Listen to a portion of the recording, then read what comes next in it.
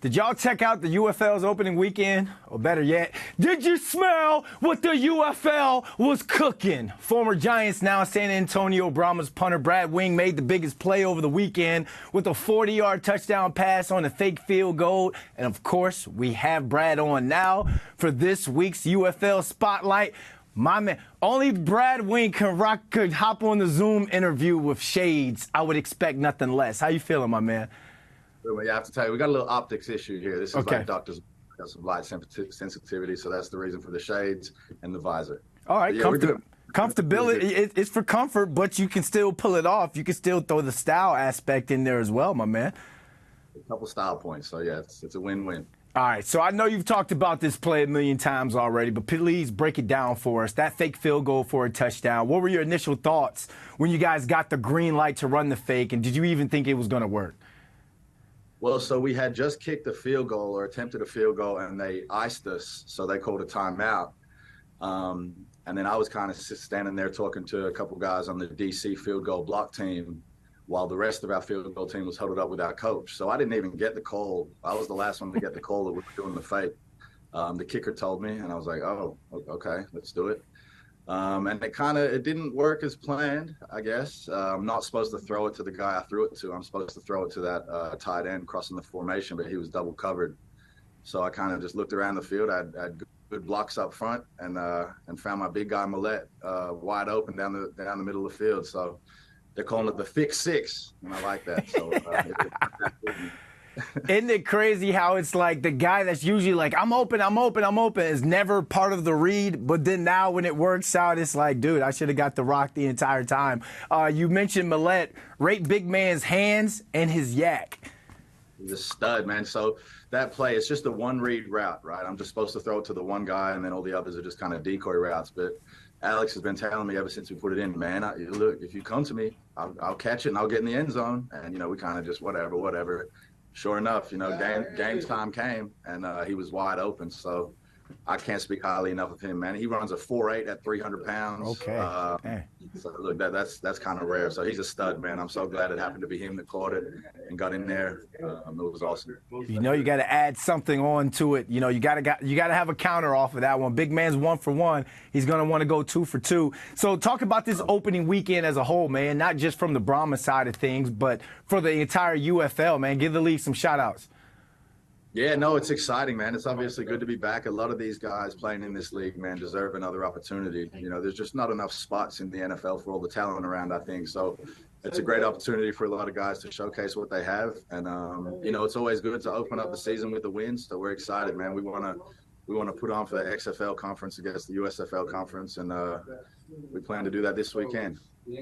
I mean, talk about the technology, just the state-of-the-art things, the groundbreaking things that you guys are doing we're seeing player interviews on the sideline, the technology that's being brought into this game. Just talk about the UFL as a whole, man. Like, how long until you see the NFL kind of catching on to the newer things that you guys are bringing to football? I mean, you've already seen it, right, with the NFL's new kickoff rule. They took that from the XFL last year, which I think is cool. So, yeah, it's a good place to kind of test those new things out. I think the sideline interviews and stuff are really cool for the fans. It kind of just gives you a deeper level of access. I think like you did see with the kickoff, you'll see a lot of things that we're doing over here kind of trickle its way into the NFL. Just the fans want to see more, I think, so that's what we're trying to give them. Yeah, the technology, the entertainment, and just the storylines as well, man. Right. I mean, a guy like you and your kicker, destroying. You guys probably got the most swaggy and famous kicker-punter duo in all of football. So what's that like with you two rock stars?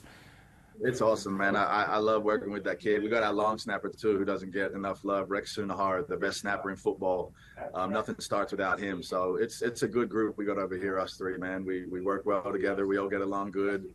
And I think it's starting to show in what we're doing on the field. So we're excited to keep working together and hopefully keep getting more wins for the city of San Antonio. Tell the folks why they need to lock in and watch the UFL this upcoming weekend. It's fun, man. You saw week one, a lot of electric plays. We had a kid hit a 64-yard field goal, I think, in one game for a game winner. We're throwing touchdowns on field goals over here. So you never know what you're going to get, man. I would advise everybody to tune in and there's nothing else to watch as far as football goes. So I know a lot of you are tired of watching basketball like me, so just turn the UFL on, man. It'll be entertaining, that's for sure. Well, I'm going to throw this basketball one out there because it's, LSU women's basketball team on tonight versus Iowa. That's what I've been watching. That's You're all watching. I've been watching. City Tigers, man. Give us a final score prediction. I don't know the exact score, but I'll tell you, we're going to be on top. Last but not least, LSU quarterback Jaden Daniels is a guy that a lot of Giants fans would like to see wearing blue. Do you think the Giants should draft him, and why?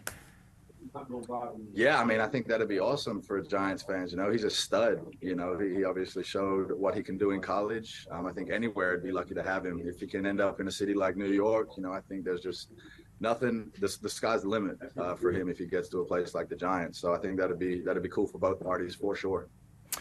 Last but not least, when you were with the Giants, I was doing an interview with Odell, OBJ, one time, and he talked about how you like kookaburra wings. I had no clue what those were. What is a Brahma? Tell us what a Brahma is. Brahma's a big, angry bull. Oh, you knew that. Oh, okay. I tried to put you on the spot. My bad. Over here in what our mascot is. So, yeah, it's a big, angry bull, so don't mess with him. That's for sure. All right, there we go. Hey, Brad Wing, man, congrats on everything. Continue the journey, man, and good luck for the rest of the season, my man. Appreciate you, B. Thanks for having me, bro.